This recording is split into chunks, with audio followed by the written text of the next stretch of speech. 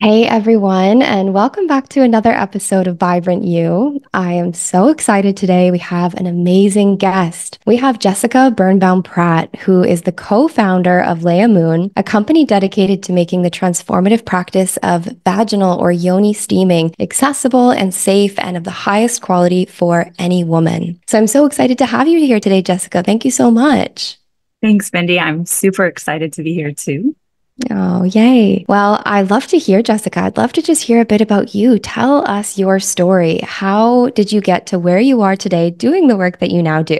It certainly wasn't something I imagined in advance. It was definitely the result of living life in the present and surrendering to a pretty intense experience that I think so many women go through this awakening, and sometimes it's a painful one of physically not tuning in to the natural rhythms of our body and having intense repercussions around that and having to completely reorient. And I'm really grateful that the way I reoriented was really understanding the depth and the beauty of this organ that lives inside of the female body. So to illuminate what I'm talking about a little bit more specifically, this was probably, almost like 15 years ago now that I started noticing irregular menstrual cycles where I was starting to bleed bi-monthly, so twice a month. And I have no doubt now in retrospect that it was a result of really compounded stress from working, from kind of living, in this 24-hour cycle of produce, being in a relationship that was also really emotionally intense and somewhat traumatic for me at the time as a young woman, not really understanding boundaries around my body and my spirit. And so it was very clear that my uterus was responding by, trying to release and purge. And it was really confusing to me at the time, but because of my lifestyle, I just kind of swept it under the rug and ignored it until I really couldn't anymore. But it took almost like 2 or 3 years till I got an ultrasound and was told that I had a pretty sizable uterine polyp that needed to be surgically removed. And so I went through with that procedure. I'd always been tuned into holistic and alternative ways of caring for my body, but this kind of felt like this looming thing that needed, an extra hand and would be an opportunity for me to really reset. And serendipitously, just a few months after I had this procedure done, I was introduced to vaginal steaming. And the first time I tried it at home, it was quite a production of boiling a pot of water on my stovetop, setting it on the floor, kind of putting some towels around the pot to protect my knees, tossing in some herbs, and then attempting to squat comfortably over the pot. And once I got into more of like a hovering child's pose position, I was just like, whoa, could completely relax my entire pelvic area and open and receive in tandem with, the plant consciousness that was there to care for me. And I just recognized in that moment how rare it was as a woman, a young woman, to allow that part of my body to just finally find this space of surrender without having to give anything to anyone else, really just being in that moment to myself. And it was just super cathartic. And it really brought me to tears, just feeling that how I had never made that type of space for myself before and how simple really it could be. Yeah, so that was really kind of the pivotal moment that I was like, yes, I'm incorporating this into my monthly practice, along with a lot of other modalities I was being introduced to at the time. And that was now 7 years ago. So it's been really since that time that I was realizing there were ways that I could use my skill set. I actually have a background as an architect, so in design, to marry this, ancient ritual of caring for our womb and getting to really listen in and tune into this part of our body, find a method that would kind of merge it with modern technology and make it even more accessible and safer and kind of just at the ready for women to incorporate into our, the different pace that we're living at these days. Even though yoni steaming in and of itself is about slowing down, I think there's been this like barrier to entry for so many women. And I'm really working hard now to break that down and give everyone a tool to really shake hands with this practice again and connect with the plants and make space for ritual and self-ceremony and tuning in to this hyper-intuitive space. So that's a bit of my story. It changes every time I share it in some aspect of like what parts I zoom in on the details of, but it really was the big motivator for creating LEIAMOON and getting this massive undertaking to be finally a tangible physical device in the universe. So here it is.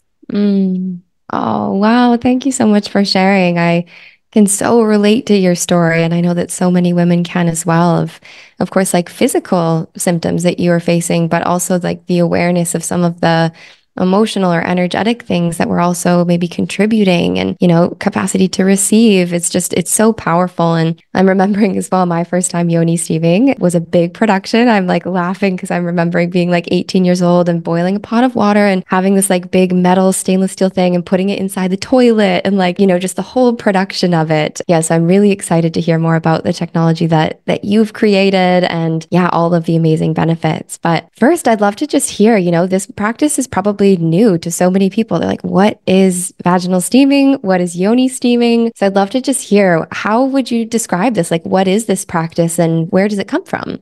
There are a lot of historical accounts of steaming. When I say a lot, relatively speaking, I guess that's not so much true, but it's most well documented I would say in Asia, in nations like Korea and in Indonesia, where you're at. But it's also pretty well documented in traditional Maya cultures in Central and South America. There's a lot of anecdotal reports of the practice in African cultures.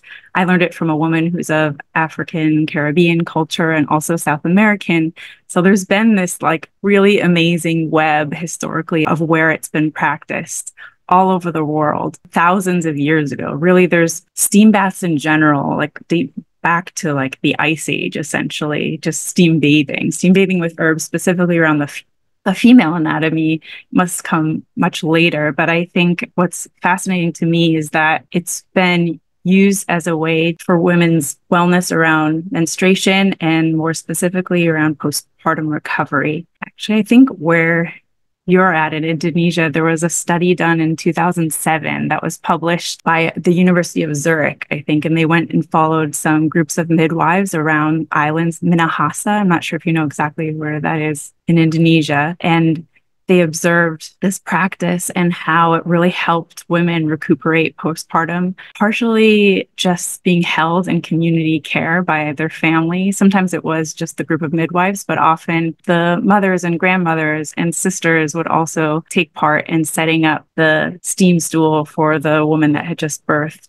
and wiping her brow as she sweat and released. Yeah, so it has roots in many different cultures all over the world. And I think what we're really finding is like this is a human practice of communing with herbs. And it's part of our genetic coding really to relate to plants in this way and to find healing in the elements really of fire and water and earth and air. So I think there's something really primal that all of us remember when we do this again. And I'm so thrilled that it's kind of coming back into the larger collective field that this is a tool for us. I think when industrialized medicine came in and kind of pulled us into more institutionalized ways of treating ourselves, a lot of these practices were lost. I think they have been passed down traditionally through maternal lineages. So it's kind of passed down from mother to daughter to daughter to daughter generation. And I think that tradition kind of got cut off when the medical industrial complex, I guess, began its birth.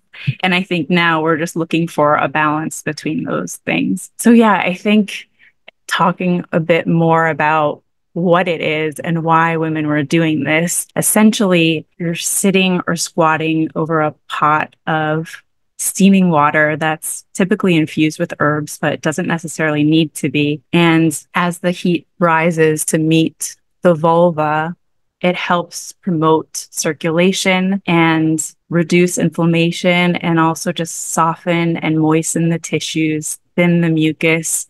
So for a lot of us, when we hold a lot of tension in the pelvic region, that can result in more painful periods or painful sex. Even there's a lot of repercussions of holding tension there. So on a foundational level, it's really about relaxing energetically, but also just the whole muscular skeletal system in that pelvic bowl where our ligaments, our uterus is essentially suspended in the center of our pelvis. So there's a lot of tissue that's holding there. And I think when we go through the menstrual cycle, and essentially what's happening is that the uterus is contracting to shed uterine lining every month at menstruation. So sometimes steaming is used just a few days before the menstrual cycle. It could be a couple days in a row when you're anticipating your bleed, as a way to relax your muscles. So women that have intense cramping during menstruation, steaming can be really great to do beforehand when you're anticipating your bleed, to allow some of that breakdown and circulation to start flowing more oxygenated blood to the area to help in that release process. So it's not to say this part of our body is dirty or doesn't know what it's doing, but vaginal steaming is more of a support tool to help aid in that process, especially when we're not really used to slowing down around our period. And we're used to kind of living this more rapid fire energy of how we operate during the day instead of being in our cyclical nature. Steam can really help to slow down. And then after menstruation, it's another great tool for general cleansing, even as a ritual to kind of honor and close out that portion of our cycle where a lot of times when we're relating it to the moon cycle, it's kind of like the emptying or like the new moon phase of regenerating and calling in or releasing what no longer serves and calling in what you're seeing for the next month ahead. So I think even as a ritual to close out our menstrual cycle, it's an amazing tool. Yeah. And I think preparing for pregnancy, it's interesting now that I've been practicing steaming for the last 7 years. Within that time frame, it was initially about, reconnecting with my body, grounding, honoring, and that in and of itself was great preparation for preparing to conceive. So once, I called in my partner and got to that stage of my life, it was a really great way to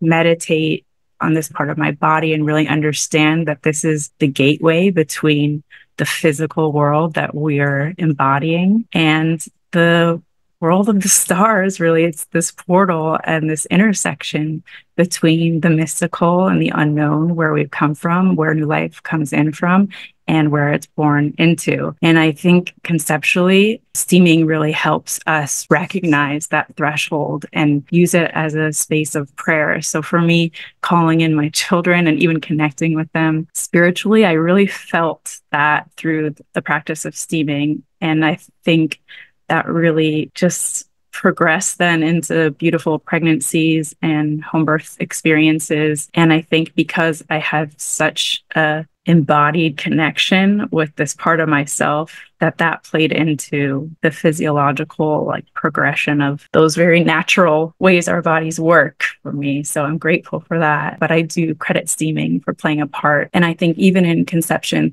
speaking more physiologically, what I was saying before about thinning the mucus and, during ovulation, when you get cervical mucus, that's really like the pathway for the sperm to enter through the vaginal canal, through the cervix, kind of hang out waiting to meet the egg. So steaming at the end of your period can help cleanse and prepare that tissue and make you more soft and relaxed and ready to receive. And even just in regulating the menstrual cycle and regulating the hormone cycle, that also is extremely helpful for fertility. And then postpartum, as we mentioned, is just probably the most well-documented use for steaming. Yeah, it's a very raw state.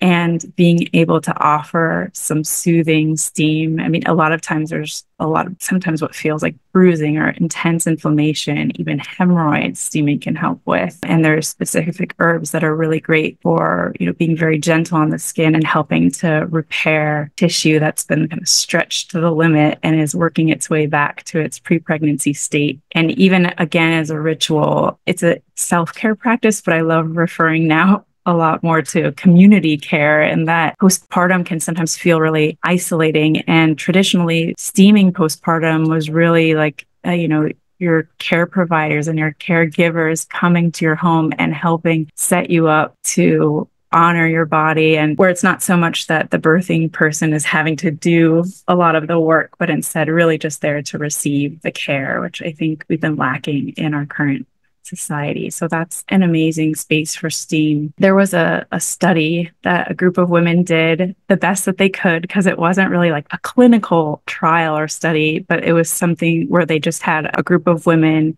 who had given birth. I think they had like 20 case studies of how steaming help them postpartum. And they were even saying that their uterus was able to shrink back to the pre-pregnancy state much quicker than the user group that was not using steaming daily after giving birth. That even like their blood pressure rates were more stable than women that weren't steaming, which I think is even part of calming the nervous system and kind of just trying to mitigate that intensity at a much more slower paced level through the practice. And even for women that are dealing with pregnancy loss, that was something I personally dealt with in between the births of my two children. And I feel like I had kind of a unique case in that my loss was early on, and I was able to go through that process in my own space and on my own terms at home. And it really felt like this rite of passage, and even like this humbling honor to walk that path that so many women do. I think it's like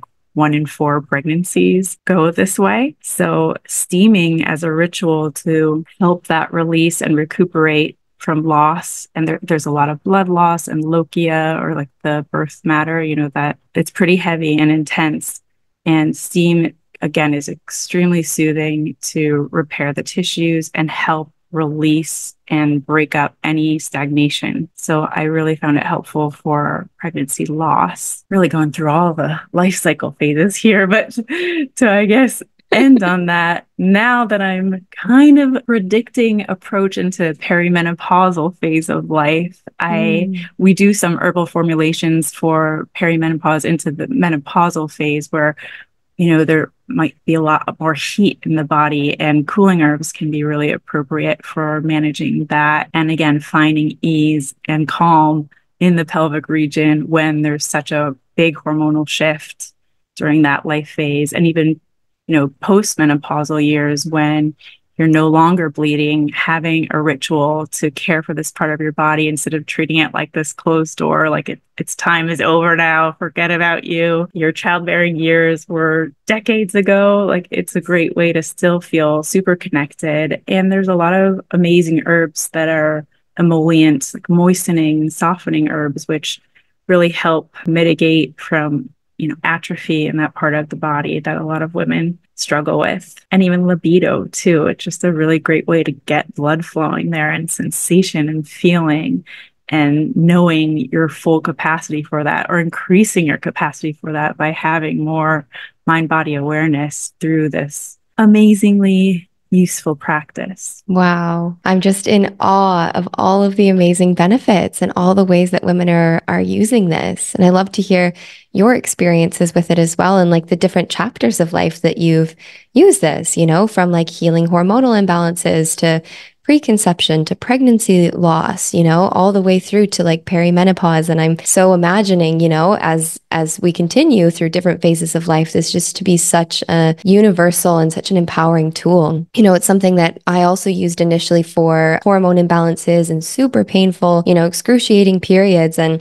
within a couple months of doing it, I noticed a massive difference, which I think was part physical, right? It makes sense that there's steam, there's warmth, it's going to increase circulation to that area. Of course, in your technology, we'll get into that in a sec as well, but the red light therapy that you've incorporated as well is so powerful for regeneration of tissue and oxygenation of tissue. But I often recommend, yoni or vaginal steaming, of course, for fertility, for women with missing periods, both a physical to get circulation, stimulation down there, but as well as just the emotional reconnection to this part of our body, right? To bring awareness, to bring love, to bring care, that you've been talking about to this part of our body, to our cyclical nature. I've seen women get their periods back, kind of reset the menstrual cycle. Endometriosis, where there's a lot of scar tissue and restriction down there. Libido, right? Like you mentioned, painful sex, right? To help with circulation. PCOS, menstrual pain and cramping, period loss, like you said, preconception as well. Like I love, and I'm so excited to try yours, because here in Indonesia, I have a funny story for you, Jessica. So, Yes. here talking about here in Indonesia, it's like it's normal and it's natural. And this is just like what women do. And I'm imagining, talking to people in Canada or the US and this being a really like woo-woo thing or being really out there. And, if you Google yoni steaming, there's very little like research, right? There's less, and there is more and more. And I love the papers that you've mentioned. I'll see if I can find that one from the University of Zurich that you shared, and I'll see if I can link it in the show notes for people. But here in India and in Indonesia, this is so natural. Like they call it yoni dupana. You can go to any spa and do it in India. And here, the first time doing it here, like for me, it was a very private practice, and you do it at home in the intimacy of your bathroom. And I didn't have a yoni steam or a stool or like what you have. And so I just did it in the toilet bowl. And it was so funny the first time that I went and had it done here. It is such a natural practice for people that I went in. It was this Balinese, or maybe it was a Javanese healer, and it was in her home. And literally, I did it in their living room. That's where the stool was. Put a blanket over, so I was still like covered. But it was so wild to me just how like open it was. Like I thought that I'd be in like a dark little cave of a room. And the uncle walks through and, oh, hi, nice to meet you. So polite and so respectful. And meanwhile, I'm like, being steamed from the inside. I'm like, this feels so intimate.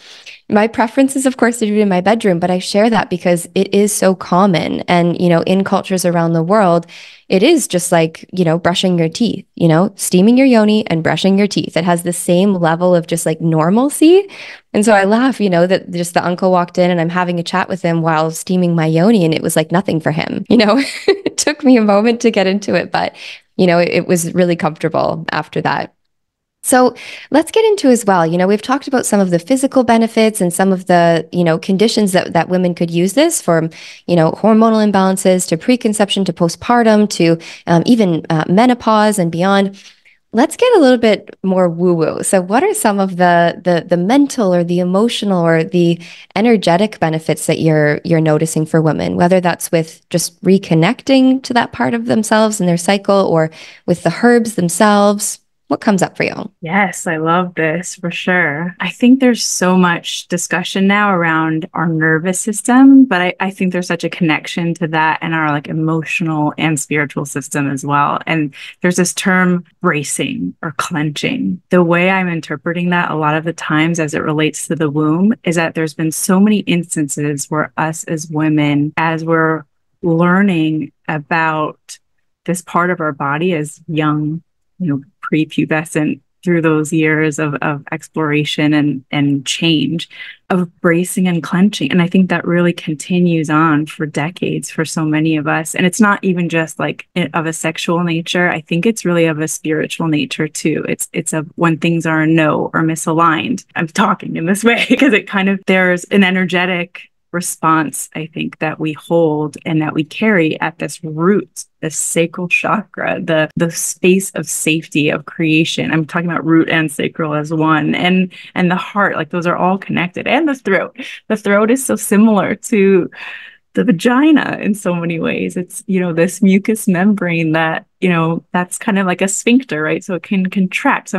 talking more about like what that does physically, but it's so easy for me to conceptualize energetically and spiritually too, where there's this jerk of a closing when we're not feeling safe or in alignment. So bringing steaming into the mix there, I really think what it's capable of doing and what I've personally experienced and what I hear from so many women that are doing this as ritual, you know, as a self-care ceremony, but sometimes even in women's circles or in group work now, that ability to, at a very slow pace, soften and relax a lot of that tension that's been built up from that, you know, nervous system or no response. And it hasn't really had a place to move or go. And I have no doubt that that affects the way we menstruate and the way we procreate and all of those things.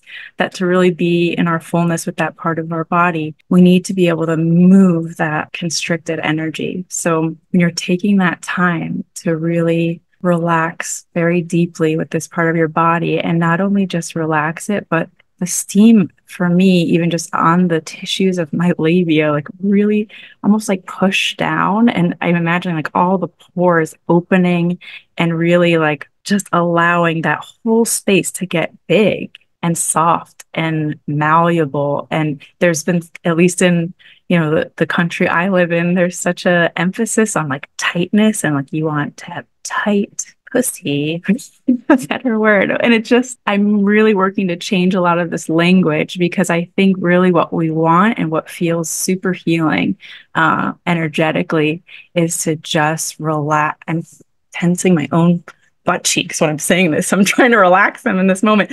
But yeah, steam really allows this part of ourselves to completely release, open, be big and loose and soft and supple. And that to me is like divine feminine energy that's ready to receive. And I think it's hard for us to be in that really hyper receptive, creative state when we've been beaten into this place of constriction from bracing. And I mean, it's cyclical too. It's not to say that there isn't benefit to having that natural like freeze response when we need it.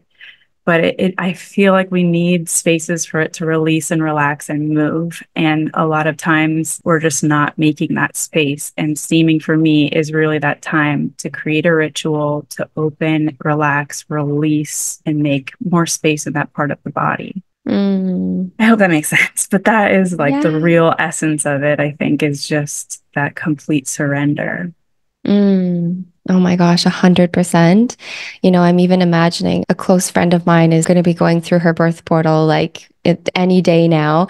We were talking so much of even in childbirth, like just the language that we use of like bear down and push, you know, like there's so much associated with just like tension and clenching. And even like you've said, just like the culture of like having a tight pussy and these things is like all about contraction. And it's like, of course, it's no wonder that we have period cramps. Like our uterus is clenched, you know, of course we have endometriosis. There's nothing's flowing. It's stuck. It's that stagnation. And that's what, you know, in ancient times in Ayurveda and traditional Chinese medicine, it's about like moving stagnation, right? Is to release that tension held in our tissues and in our nervous system. And yeah, I know we've kind of talked about this as well, as just like what we hold on to emotionally inside of our womb, you know, like past experiences, big T traumas, little T traumas, like all of the things that the past relationships that we've had, we just like as women, our womb is such a reservoir of our emotional experiences and our emotional history. And I know for me, you know, physically releasing is such a big part of it, but also the emotional part. And for so many women, there's just like a disconnect, you know, of like we're disconnected from our womb space, we're disconnected from our pleasure, we're disconnected from our feminine nature and our cycles. And I feel that this practice is just such a powerful way to bridge that gap again, you know, or bridge, you know, that connection once again between our mind, our body, our heart, you know, and our womb space. So I love to hear you share of it in that way. Can you walk us through briefly? I'd love to hear about the herbs. Like, what are some of the herbs? Like, what inspired the formulas? Are there different formulas? Tell us a bit about the herbs. Yes. So, you know, one of the foundational herb that I came to with yoni steaming is mugwort, otherwise known as Artemisia vulgaris. I mean, it's very like rampant here in the US and the Northeast where I'm at. So I would see it everywhere, but it's an amazing feminine herb for, increasing circulation to the pelvic region, getting things moving, warming up. And I know in Korean spas in New York City, for example, that seems to be like the main herb that they were using as well there. So it's kind of awesome to see these plants popping up in different cultures for this specific function. So that as a gentle cleansing herb, and even as, spiritually, I think it's known as goddess of the moon, Artemis. So I love that connection as well. And yeah, so that's one of the main base herbs that we use in our formulas for gentle cleansing, along with calendula, which is, known as herbal sunshine, really great for, repairing tissues at a slower pace and really smoothing the skin, and also gentle cleansing. We also use yarrow, which is known as master of the blood. It's really good for moving, but also for, slowing down if that's really what's needed. And it's kind of one of those amazing regulators where it's able to give what's needed. And traditionally, too, it was known as like a wound repair herb. So I love that one. And energetically, it's a keeper of boundaries. So it's good for kind of establishing more strength and encouragement and empowerment. And we use rose in almost every formulation as well, which is just like a super sensual, very aromatic. Most all of the herbs are aromatic because it's a thermotherapeutic practice, but it also has this aromatherapeutic environment when you're steaming that really, throws over all the senses and is definitely a big part of the experience too. But yeah, we create 4 different herbal blends currently. One is the gentle cleansing blend that I just went through. And we also have one that's a more restorative blend that includes lady's mantle and mugwort, calendula. We also have another blend that's called the creativity blend that includes tulsi and rose as well. Almost in every single blend we have rose, but that's a great blend for fertility and getting the creative juices flowing. And we have a wisdom blend that includes chamomile and lavender, cooling herbs and healing herbs. Red clover is another great herb for that phase of life, kind of thinking more of like the perimenopause, menopause years. It has a phytoestrogen, so it's kind of like a plant-based estrogen that's been, kind of controversial in that it's not really giving the same effects that, human estrogen does, but it's been known to be a great ally during menopause. So yeah, we have those 4 blends currently.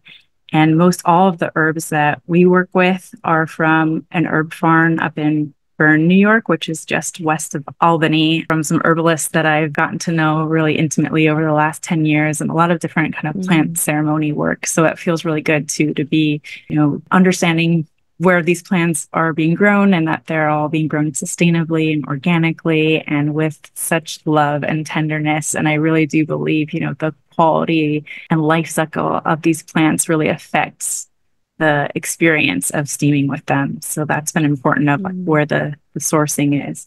But I mean, really, there's so much medicine around us all the time, and you can steam with fresh herbs or dried herbs. We just really remind people not to steam with essential oils because it's such a concentrated makeup. It can be very intense for the skin and can even burn the skin. So definitely don't go that route. But most all plants are here to help us and they're very gentle when infused in hot water this way. So there's not too much that would be contraindicated to use.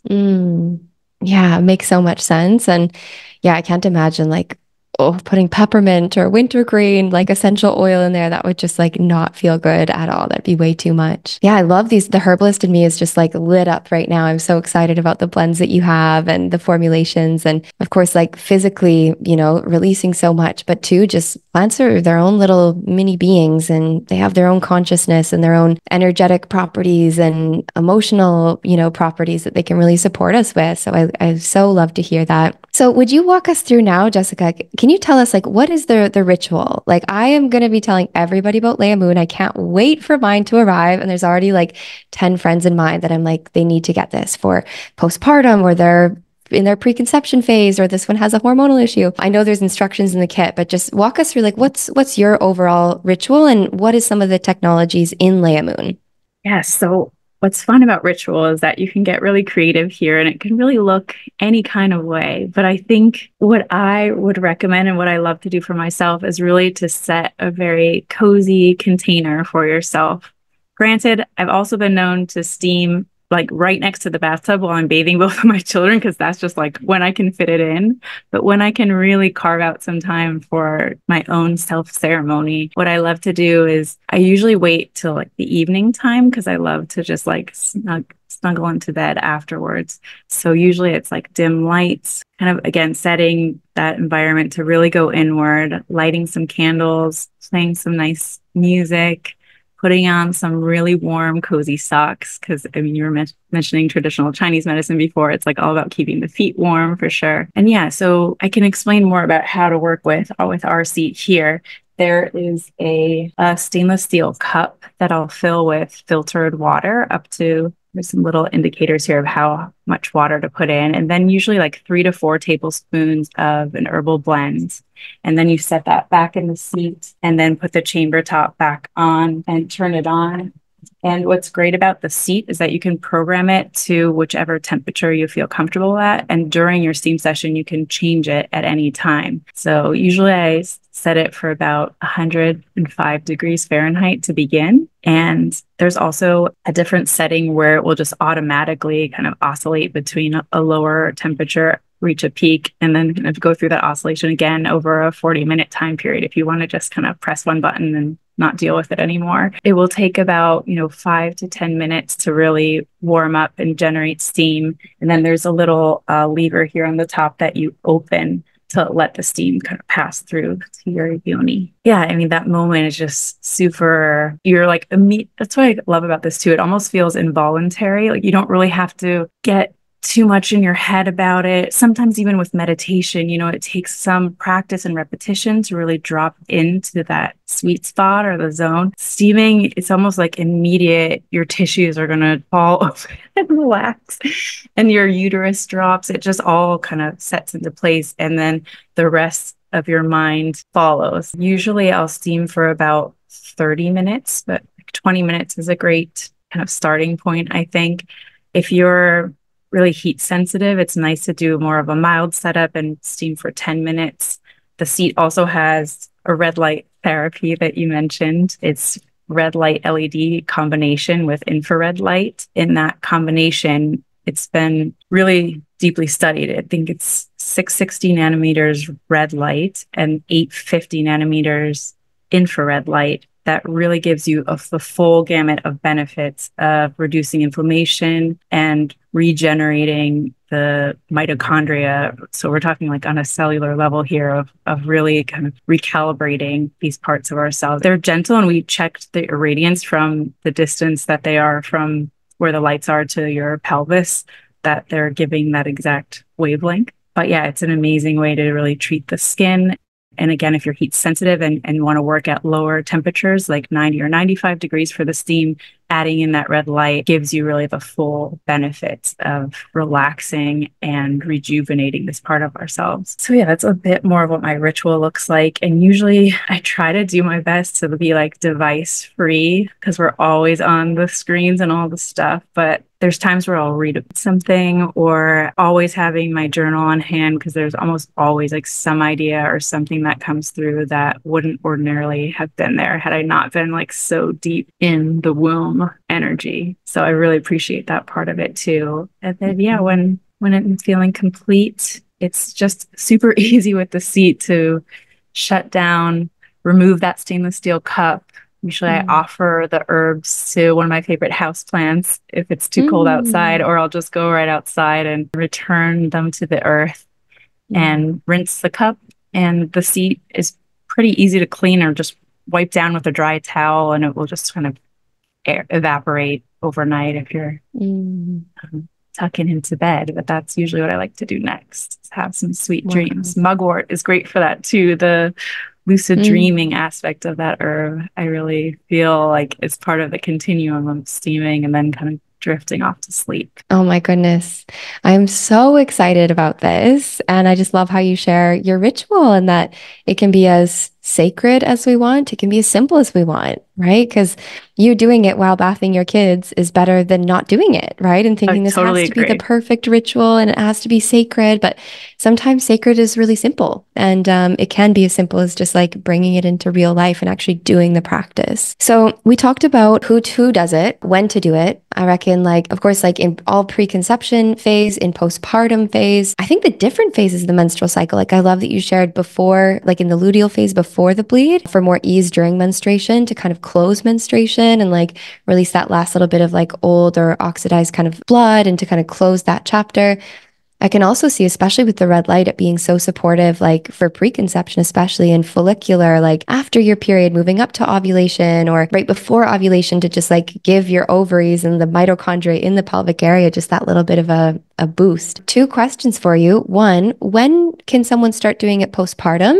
And then who else shouldn't do vaginal steaming? Or when is a time that you shouldn't vaginal steam? So postpartum, traditionally, most of the reports I read are that people start immediately, like right away the next day, which I Mm, personally was like, great, that's what I'm going to do. And that did not feel right for me. So I guess the first thing I'll say is mm, you really have to be listening in to what your body says yes to. And I think because childbirth is such an expansive state where you're really like in this raw, open place, that there are some moments that you're taking with your newborn and your family to just kind of be in the cave. And I wasn't really ready to have like the separate ritual quite yet, but not even just that. I think it's also because steaming is very opening and you're already quite open, and maybe you had some tearing or you're still kind of really in the heavier bleeding phase.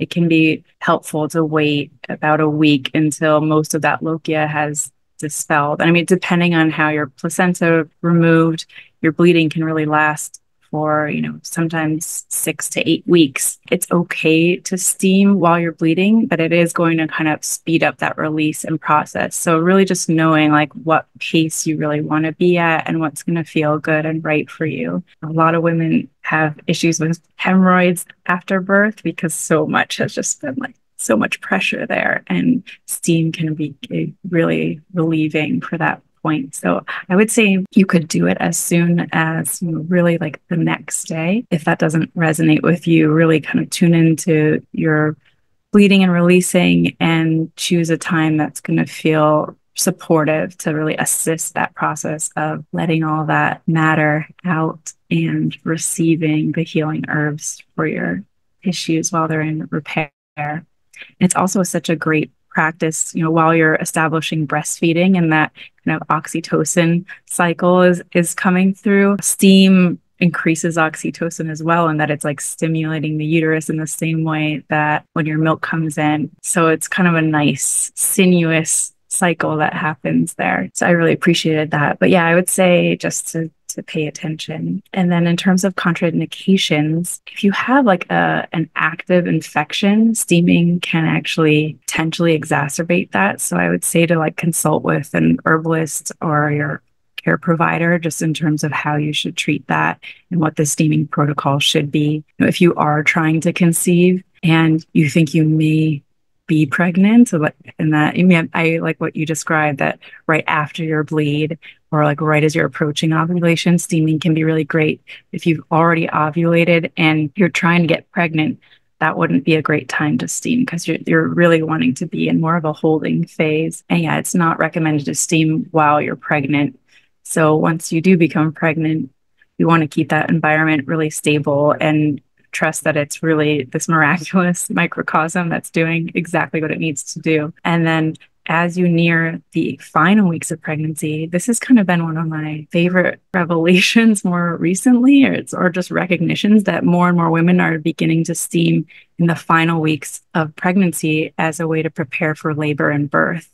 And especially like for stretching the tissues and just getting the whole perineum ready to really grow wide to let the baby pass through. There's been amazing anecdotal stories now of women that have no tearing and really recover quite quickly because they started a steaming protocol around like 38 weeks and continued until they were ready to go into labor. And usually for that, we would recommend a mild setup of just steaming for 10 minutes. And what's great about the seat too, you can be really specific about what temperature you want it at. So even keeping it at your internal body temperature, like 98, 100 degrees, where it's not going to completely like be in like a hyper circulatory mode of releasing, but more just of relaxing. And I think it can feel so great as a pregnant person whose ligaments are stretched to capacity to just try to find a little bit more space with the practice of steaming. I have a really dear friend that just gave birth at the end of October, who was steaming during this time. And she's like, she started to feel kind of almost like a shaking in her pelvis, but she was like, oh, it just stopped. She just felt that one of her ligaments was like really stretched to capacity there. And she just like found a little bit more space through steaming and was feeling really good after that and had a beautiful home birth. So yeah, steaming could be good for that phase of pregnancy, but anything before that, we really stay away. And I think some other precautions would be like if you have an IUD, to really talk to your care provider about that it can be okay to steam with mild setups, but it can also cause some issues of shifting and moving around. And in general, we're kind of gearing more towards like, yeah, giving the uterus more freedom and space and not necessarily having a device there. So part of our philosophy is trying to encourage other forms of contraception, although respect to whatever your choices are. It's just something to be a little bit wary about if you're steaming and do have an IUD. If you have any genital piercings, you make sure to take those out because it can heat up metal and that could feel uncomfortable. So what about on your actual period? Yeah, especially if it's heavy. Yes, that is also not recommended because the uterine arteries are really like open and flowing then and doing the work. So it can cause, more intensity. You could do it, but it's not recommended to do. When I say you could do it, I'm kind of thinking more like if you're stagnating or trying to get flow to come along and maybe you're having a bit of like brown menses at the beginning of your period, that could be an okay time to do it. But once you're really in the flow, it's best to back off and let the uterus do what it knows how to do. And as I mentioned before, try to like plan your steaming more for when you're anticipating about to bleed and to close that period as well. Yeah, it makes so much sense. I love to hear that. And so empowering to know, for women to know, when this is going to be really supportive and beneficial and when your body's doing exactly what it's supposed to. Let's like respect that, So I love that. Okay, well, I'm so excited. I've loved this conversation with you so much, Jessica, and I'm so grateful for all that you've shared. I'd love for us to wrap up with a few quick little hot tip, rapid fire questions. Are you ready? All right. Yes. Okay. So what is the number one thing that women can do to improve their wellness today? Well, obviously, I have to say vaginal steaming because that's what I'm here to talk about. But I think even beyond that, it's really like creating a regular ceremony for yourself to go inward, whatever that looks like for you. It's your own personal rituals. I think there's just so much value in that. And I'm so grateful there's like a collective return to that. So yeah, yoni steaming is an amazing way to create that personal ritual for yourself. Love that. So beautiful. What's your number one secret to living a vibrant life? Honestly, I think, especially like since becoming a mother, being able to practice like giving and receiving love every day in almost like every waking moment, whether it's like with myself or my family or with the food I'm eating or whatever it is, just immense gratitude and love. It just fills me up every time I give more of that. So that really is my personal like key to vibrancy. And it's not such a big secret either. Yeah. It sounds so simple, but there's just so many layers to how deep that can go in your breathing, waking life in every moment. So. Simple but powerful. I love that one so much. And then the last one, what's the number one book that if the entire world read it, the world would just be a happier, healthier, better place? This is a hard one for me because I have so many things. But honestly, I am choosing Spiritual Midwifery by Ina May Gaskin, just because I do feel like if every single human being man or woman, was fully aware of the power of birthing new life into the world, just there would be just so much more reverence and respect for the mystery and the beauty of our bodies and connection to the world beyond, and especially for women's bodies and the female body. I think there's just been so much like shame and fear around it, and it to me really opens up the reverence for these parts.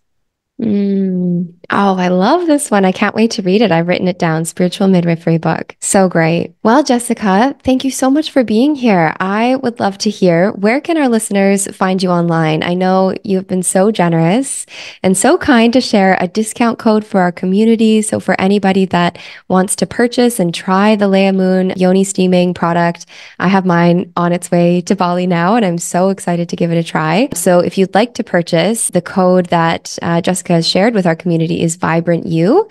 It's a coupon code that you can use on checkout. And tell us, Jessica, where can people find you online? We are LEIAMOON, and it's leiamoon.com, which is LEIAMOON.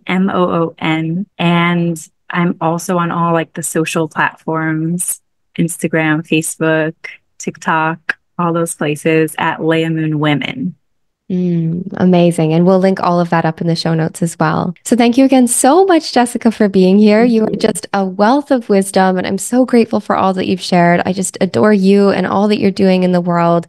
And I'm so excited for this wisdom to land into the ears and hearts of all of the women that it's going to truly benefit. So thank you so much again. Thank you so much for this opportunity to share and connect with you. And I'm really grateful for it all. Thanks.